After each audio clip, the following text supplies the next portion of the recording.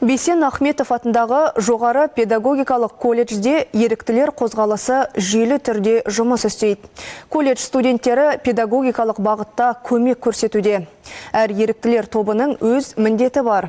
Студенттер әр бастамаға жауапкершілікпен қатысып, мейіріммен көмек арқылы жақсы өзгеріс жасауға ұмтылады.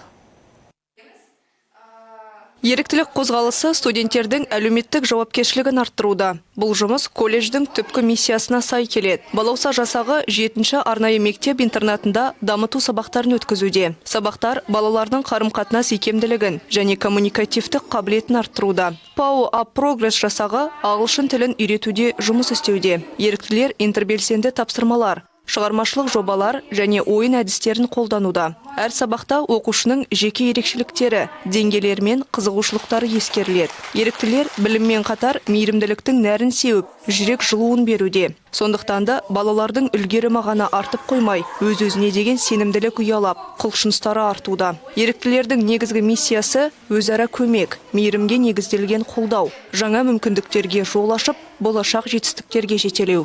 Біз сабақтан тыс уақытта нөмір 7-ші арнайы мектеп интернатына келіп, оқушыларға қазақ тілінде сабақ өткіземіз. Сабақта олардың көзіне қызығушылық пен қуаныш көру біз үшін ең үлкен сый болып табылады. Және мұнда игі іс оқушылардың тілдік қабілеттерін дамытуға әсер етеді деген ойдамыз.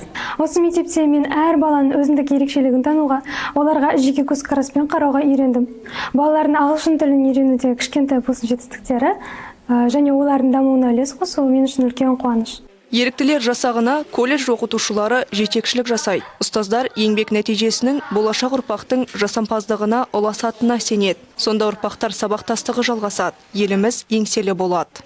Балауса еріктілер тобы 7-ші арнайы мектепте ерекше сұранысқа ие балалар үшін инклюзивті білім беру бағытын дамытуға үлес қосып жүр.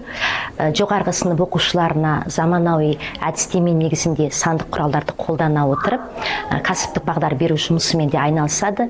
Еріктілердің бұл іс-әрекеттері алдағы уақытта өзінің жемісін береді деп санаймыз. Еріктілер қозғалысы колледжде маңызды рөл атқарады. Кәсіби дайындық пен қоғамдық белсенділікті байланыстырады. Студенттер мен оқытушылар өз білімдерімен бөлісуде. Сабина Жолдаспаева, Айбек Ғазиз, ертіс ақпарат.